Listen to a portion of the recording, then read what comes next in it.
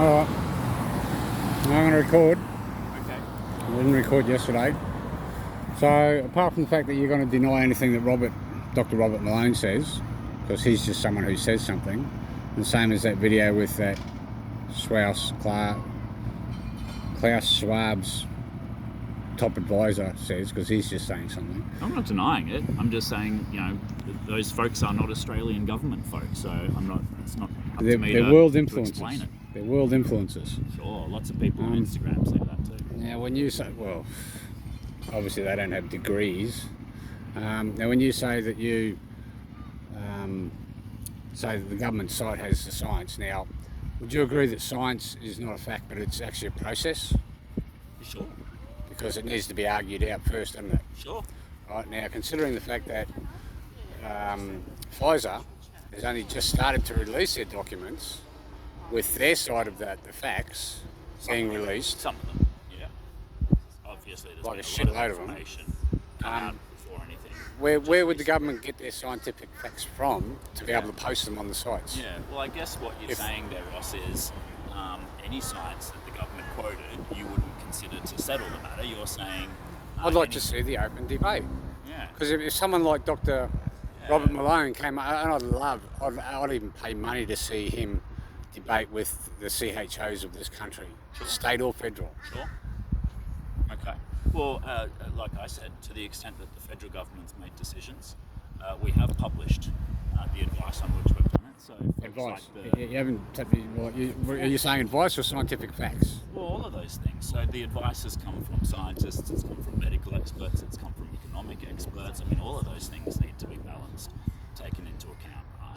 And so whenever we've made decisions, we've usually accompanied them with something like the Doherty Institute's modelling and research to justify why it is that we've done things. Doherty Institute's research. Did they make the vaccine? No. Shouldn't the research come from the vaccine makers? Well, that's some of the input, but that's not the only evidence and the only work that you look at. I mean, you would be the first to say that they might have a biased view.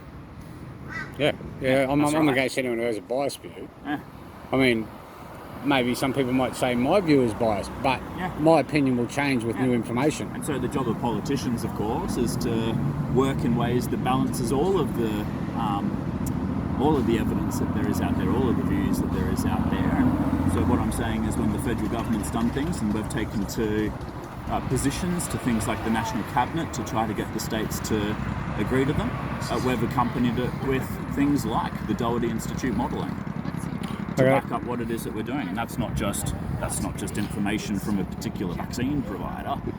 That's the input of a whole raft of people who are all listed there, for instance, for instance, the Atagi website has the long list of all the scientists and medical experts and so on. Let's not muddy the waters who too get much. all of the evidence and then give government that balanced view. Yeah, well, let's not muddy the waters too much and bore people watching. Now, when Justin Trudeau closed down the protesters' bank accounts electronically with a overreaching legislative bill, right? Do you think that's a right thing to do? I mean, that's the decision of another government and a centre-left government did that. Stop being a politician. Do you think it was the right thing to do? What was the first word out of my mouth in my answer, Ross? I'd have to go back and watch it. The answer was no, and then I said, and then I went on to explain why. And so what I'm saying is, let me answer the question. Don't need long answers, Trevor. Well, but you need complete ones, right? I mean, if I tried to... YouTube people get bored really easy watching long-winded politics. This is why they don't watch politics. Because you just give long-winded, useless answers when you could give a yes or a no and a summary. No, but obviously... It should have finished with no. Well, I disagree, actually. And lots of the time when I'm in Meet the Candidates debates or public forums, if people step up and they say, I demand a yes-no answer, I actually refuse to answer. Because I say, if you think that all of the important questions dealt with by government are as simple as yes and no, then you're probably not going to be interested in the more nuanced and justified sort of thinking that I go through to make those decisions. Sounds like an over-educated, explanatory, polished system. I'm happy to start my answers with a yes or a no when that's appropriate, but often that's not the end of the matter. Often you get to say why as well. That matters to people.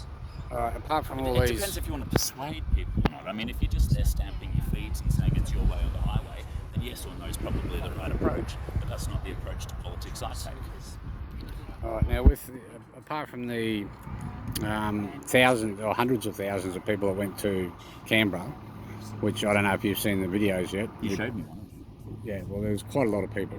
Right? Now, I would conservatively estimate that crowd as being at least 100,000, possibly 200,000, when it was stated that even in federal parliament to the federal police said there was only 7 to 10,000. Obviously, they're a pack of wankers and they can't count. I wonder how they passed high school. And the Queensland Parliament House, of course, this is back to state. It's got nothing to do with you. Is being converged by a good bunch of people this week about the extension of the emergency powers. Saw that. And the other part is some of them are there also to not bring in the electronic banking cryptocurrency system. Okay. Now, do you think that Scott Morrison, or when do you think Scott Morrison will, like he did with the pandemic, he gave the tools to the states to make the mandates for the states? Is he going to give the tools to the banking sector, the tools to control cryptocurrency and shut us down? There was lots in that question which wasn't really right. So when you say the Prime Minister gave the tools to the states, that's not right. I heard it from his own lips.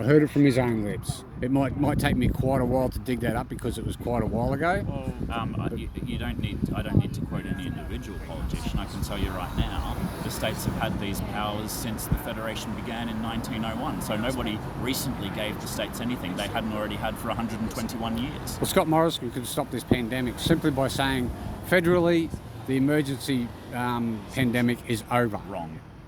Bullshit. 100% wrong. I And reckon the that- reason for that, and you and I have had this chat before, and you can't move past it, which is why we never progress with these conversations. But guess what? The state government is a sovereign government, elected in its own right. Democracy has bestowed it with the powers that it has under its constitution, right? Under the federal constitution, which constrains us, we don't get to tell them what to do. Full stop. End of the story. In the same way that we don't get to tell the New Zealand government or the Canadian government what to do, because they are elected under their constitutions with their own You sovereign... mean the WEF controlled New Zealand? Well, they might dispute that. I think that's a distracting point. The point that I'm making... I think it's Ross, a relevant point. Well, the point that I'm making, right, is that you keep wanting to conclude that the feds get to tell the states what to do, and the unfortunate thing about the logic that you're following is that it's wrong, because for 122 years now, the federal government has existed and it has never been able to override the states on the things which are the states' plenary powers. I Never. think the Never. federal government's just a bunch of Yeah, well, grovelling that's- cowards that and I if disagree they with turn you. around and that's your said, view, and I there's- disagree with you. here's the science, there's only cases now, not deaths, Yeah. and we're getting some piss weak variants. Mate, guess what? And the knee-jerk reaction we is can that we can tell the states what we think is our view, and we do through the national cabinet. And guess what? There's lots of evidence of them sometimes disagreeing and telling us to get nicked. And constitutionally, legally, factually, is there any they get debates to- like with Robert Malone and the CHOs? Well, mate, you'd have to ask the state governments that. In terms of what's happening behind closed doors with National Cabinet, as I say, when we go into it with a view, we publish the expert opinion on which we're basing that, such as the Doherty Institute modelling. Yeah. So we're going to have to leave it there. I'm going to have to talk to some of these folks lining up. All right, I still think you're all full of shit, but anyway. Thanks, Ross. Thanks for time.